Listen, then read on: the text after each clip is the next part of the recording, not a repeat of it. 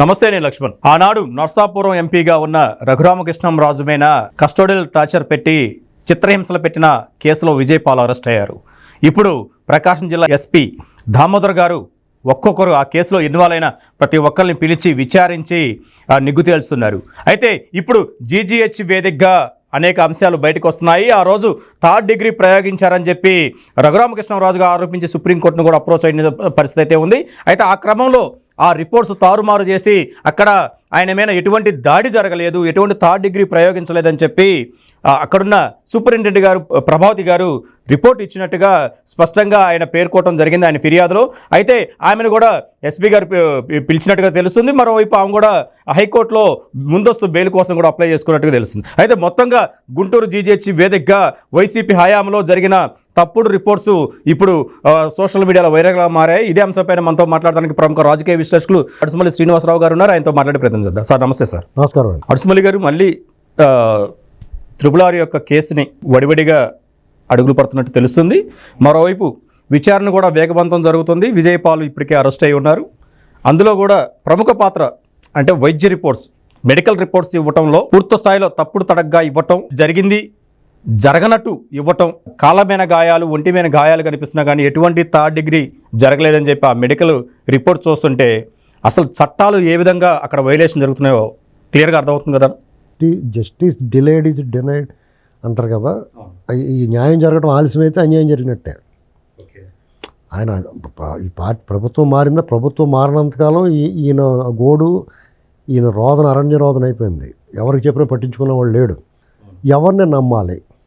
అన్యాయం జరిగింది కళ్ళ ముందు, కానీ రెండు కళ్ళు చెత్తువారం ఉండి ఇలా అద్దాలు పెట్టుకున్నవాడు కూడా స్పష్టంగా కనపడుతుంది అక్కడ ఏం జరిగిందో. దోషులు ఎవరో తెలుస్తున్నారు. ఇంకా ప్రధానంగా దీని వెనకాల ఉన్న సునీల్ కుమార్ అరెస్ట్ ఎందుకు అవ్వలేదు?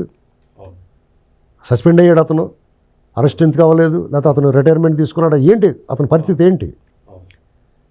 రాజుగారు డిప్యూటీ స్పీకర్గా కాకుండా ఆయన ఒక బాధితుడిగా తన గోడు వెళ్ళబోసుకుంటాడు. అసెంబ్లీలో ఎమ్మెల్యే కూడా తన గొంతు విప్పాడు. ముజే ఇన్సాఫ్ చాహియే అని హిందీలో కూడా అడిగాడు పార్లమెంట్లో. కోర్టులో కేసు వేసాడు. చాలా అన్యాయం కదండి ఇది. కళ్ళము ఇప్పుడు మీరు ఏదన్నా అవినీతి లేదా డబ్బులు కొట్టేసాడు, ఇలాంటి సెటిల్మెంట్లు ఇలాంటివి ఏదన్నా కొంచెం ఇది కళ్ళ ముందు ఒకటి చంపేస్తానికి చూశారు. బాబోయ్, మా ఒక ఎంపీ స్థాయి వ్యక్తిని చంపేస్తానికి చూశారంటే మీకు నాకు దిక్కేటి? తీసుకెళ్ళి పోనీ చంపేసిన వాళ్ళు ఏదైనా చిన్న స్థాయికి కింద స్థాయికి ఆడరా అధికారుల, చాలా బాధ్యత కలిగిన వాళ్ళు, ఒక జిల్లాకు అధికారులుగా పనిచేసిన వాళ్ళు, కీ పొజిషన్లో ఉన్నవారు, బాగా విద్యావంతులు, పోలీస్ డిపార్ట్మెంట్ ఉన్నత స్థాయిలో ఉన్నవాళ్ళు, ఉన్నత రాజకీయ నాయకులకి వాళ్ళ కళ్ళలో ఆనందం చూడటానికి ఈయన కొట్టాలు చూపిస్తారా? అందులో ఎద్దులాగా ఉన్నవాడిని ఒకరిని తీసుకొచ్చి కూర్చోబెట్టారంట. 2 గడ్డి మేట్లు ఒకేసారి తినేసేంత ఎద్దులా ఉన్నవాడిని మీద కూర్చోబెట్టారంటున్నాడు. రాజుగారు క్లియర్గా చెప్పాడు. ఎవరో తెలుసు అతను ఎక్కడున్నాడో కూడా చెప్తున్నాడు. అయినా సరే చలనం లేకపోతే ఎవరిని ప్రశ్నించాలి మనం? ఎవరిని అడగాలి? అప్పుడు ఆ ప్రభావిత అనే ఆవిడ చాలా తప్పు చేసింది. ఇంకా మీనమేషాలు లెక్క పెట్టడం ఏంటండి అసలు? ఇది చాలా దారుణం కదా. ఇప్పుడు డిప్యూటీ స్పీకర్ స్థాయిలో ఉన్న అతను కూడా, ఆ వ్యక్తి కూడా బాబోయ్ నాకు న్యాయం జరగట్లేదు బాబోయ్ అని అడుగుతుంటే అసలు ఎక్కడున్నాం మనం?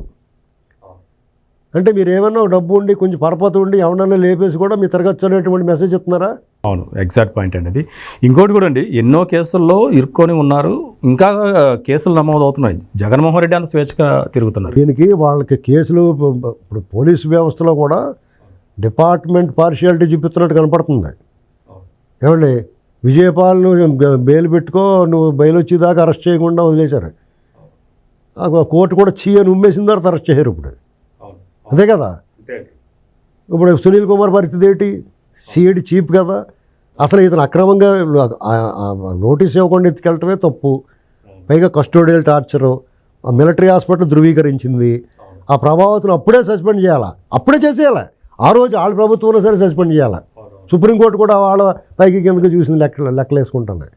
ఆదేశాలు ఇవ్వడం ఏంటంటే చెప్పి సుమ్మటకి అవుతుంది. దేశం అండి ఇది, ప్రజాస్వామ్య దేశం. మీ వ్యవస్థల మీద ఆధారపడి ఉంది దేశం. ఈ మా జుట్లు ఇప్పుడు పెద్ద షిప్కి ఒక కెప్టెన్ చేతిలో పెట్టేసినట్టు అటు ఎలా తిప్పేస్తే అయిపోతుంది, మునిగిపోతాం కదా. పెద్ద ఐస్బర్గ్ని గుద్దేసినట్టు అవుట్ కదా. అలాగే అయిపోయింది మన దేశ పరిస్థితి కూడా. ఇంత పెద్ద ప్రజాస్వామ్య దేశాన్ని 3-4 చేతిలో పెట్టేశారు. వాళ్ళు తీసుకున్న నిర్ణయాల మీద ఆధారపడి ఉంటుంది. ఇప్పుడు పోలవరం దగ్గర పాపికొండల దగ్గర బోటు ముంచేసినట్టు ముంచేస్తున్నారు వీళ్ళు. సిస్టమ్ని అందరినీ తీసుకెళ్ళి వాళ్ళ చేతిలో పెడితే ఇది చాలా దారుణంగా ఉందని పరిస్థితి. ఇది భయాందోళన కలిగిస్తుంది. అవునవును. నిన్న కూడా మనకి కాకినాడ పోర్టు వేదికగా జరిగిన మాఫియా పైన గన్ పాయింట్లో పెట్టి వాళ్ళ చేత రాయించుకున్నారు. వాళ్ళకి ఇంకా మీరు పైకి కిందకి లెక్కలు చూస్తారు. ముందు అరెస్ట్ చేసి తర్వాత విచారణ చేయాలి. ఇది బయటకు వచ్చిన తర్వాత అది విచారణ చేసేది కరెక్ట్ కాదనుకుంటే వదిలేయండి, మీరే వదిలేయండి, కోర్టు దాకా అక్కర్లేదు. అసలు ఈ దుర్మార్గులు దొంగోళ్ళు మీరు ఏ సమాచారం ఇస్తున్నారు, ఏం సందేశం ఇస్తున్నారు అర్థం అవట్లా. ఇప్పుడు లా అండ్ ఆర్డర్ కూడా చాలా ఇంపార్టెంట్ అండి.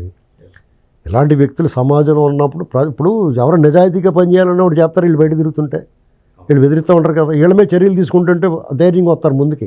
ఇంకా కంప్లైంట్లు ఇస్తారు, వీళ్ళందరినీ తీసుకెళ్ళి లోపల పడేస్తే. వీళ్ళు ఎప్పుడు బయట ఉన్నప్పుడు వీళ్ళు ఈ డబ్బు దొంగిలించిన డబ్బుతో ఎవరైనా మేనేజ్ చేస్తున్నారు. ఇప్పుడున్న ప్రభుత్వంలో ఉన్న వాళ్ళే కొనేసుకుంటారు, అధికారులను కొనేసుకుంటారు, నాయకులను కొనేసుకుంటారు కొంతమందిని. ఇది దానికి అంతే ఉంటుందండి మార్కెట్లో. కాబట్టి ఏమైనా ఆ ప్రభావితం అన్నవాడు చాలా తప్పు చేసింది. ఒక ఆడబిడ్డ అయి ఉండి ఇంత దుర్మార్గాన్ని తెగబడకూడదు. ఆడవాళ్ళు కొంచెం సున్నిత మనస్కులు, ఎంతో కొంత మాతృహృదయం ఉంటుందంటారు. అంత దారుణంగా హింసించి కొట్టిన స్పష్టంగా తెలుస్తున్నా కానీ ఆవిడ తప్పుడు రిపోర్ట్ ఇచ్చిందంటే ఆవిడకి చాలా కఠినమైన శిక్ష వేయాలి. వాస్తవం అండి. ప్రభావతి గారి పైన గుంటూరులో మంచి పేరు ఉందండి. ఆమెకు ప్రైవేట్ క్లినిక్ ఉంది, ఆ మంచి అస్తవాసి కూడా మంచిది, గైనిక్ డాక్టర్, గైనకాలజీలో ఆమె బెస్ట్ డాక్టర్ అని కూడా మంచి పేరు ఉంది. కేవలం వాళ్ళ హస్బెండ్ వల్ల కొలీట్ అయిందని చెప్పి తర్వాత ఇప్పుడు ఆమె న్యాయ విచారణ, న్యాయ పోరాటానికి బయటకు రావాల్సిన పరిస్థితి పట్టింది. న్యాయ పోరాటం ఏంటండి? ఆవిడకి ఏం అన్యాయం జరిగిందండి? ఆవిడ అన్యాయం చేసింది, యువతల బాధితులు వీళ్ళు. ఆవిడ శిక్ష పడాలని కోరుకుంటున్నారు. ఆవిడది పోరాటం అనరు, పలాయనం అంటారు, పారిపోతున్నారు, దాక్కుంటున్నారు. వాళ్ళందరూ ఉన్నాయి. వాళ్ళు జగన్మోహన్ మేము పోరాటం చేస్తాం, సిగ్గులేదు వాళ్ళకి. వాళ్ళు పోరాటం పెట్టి వాళ్ళ మీద వీళ్ళ ప్రభుత్వం వచ్చిన తర్వాత కూడా ఇంకా పోరాటం చేస్తున్నారు. అది వాళ్ళ బలం ఏంటంటే, వాళ్ళు ఎంత బలమైన శక్తులు అంటే ప్రభుత్వం మారి వాళ్ళ చేతుల నుంచి అధికారం పోయిన తర్వాత కూడా ఇప్పుడున్న అధికారంలో ఉన్న వాళ్ళు కూడా వాళ్ళ మీద పోరాటం చేయాల్సి వస్తుంది. భస్మాస్వర హస్తం అని తెలిసి కూడా ఎందుకంటే ఇలాంటి వాళ్ళందరూ అలా కొలీట్ అయిపోతున్నారు ఆయనతో. ఇక్కడ ఇది మానసికంగా రుగ్మతలు ఉంటాయి, పిచ్చి ఉంటుంది, వీళ్ళ మీద ద్వేషం ఉంటుంది. ఈ అన్నిటిని ఇప్పుడు మన కాలే కదా అని చూడం కదా, కుళ్ళిపోతే తీసేయాలి కదా, ఆ పని చేయాలి వీళ్ళు ఇప్పుడున్న ప్రభుత్వం. అవును. అదే ఇప్పుడు ప్రభావతి గారి విషయమే చూసుకుంటే దాదాపు ఆమెకి ఎంతో సర్వీస్ ఉంది అంటే వైద్యపరంగా, కానీ జగన్మోహన్ రెడ్డితో అంటగాగటం వల్ల ఈ విధంగా జరిగిందని చెప్పి ఒక వార్త. మీకు అతను మసిగొడ్లాటండి, అతను ముట్టుకుంటే మసి అంటుకుంటుంది, అంతే దరిద్రం. ఇప్పుడు కేసీఆర్ గారు అతనితో సాంగత్యం చేసిన వాళ్ళు దరిద్రం అధికారం కోల్పోయాడు. మోడీ గారికి ఎంతో కొంత గ్రాఫ్ తగ్గిందంటే అతను ప్రోత్సహించబట్టే. ఇతనితో ఎవరుంటే వాళ్ళు మటాష్ అయిపోతారు అంతే. దానికి సింపుల్, దుష్టజన సాంగత్యం, దుష్టులకు దూరంగా ఉండండి అంటారు అందుకనే. ఇది మొత్తానికైతే జగన్మోహన్ రెడ్డితో అంటగాగిన ప్రతి ఒక్కరూ కటకటాల పాల్గాక తప్పదు, మొత్తానికి అవినీతి కూరల్లో ఇరుక్కుపోక తప్పదని చెప్పి పూర్తిగా క్లిస్టర్ క్లియర్గా అడుసుమల్లి గారు చెప్పారు. మరొక అంశంతో మళ్ళీ కలుద్దాం.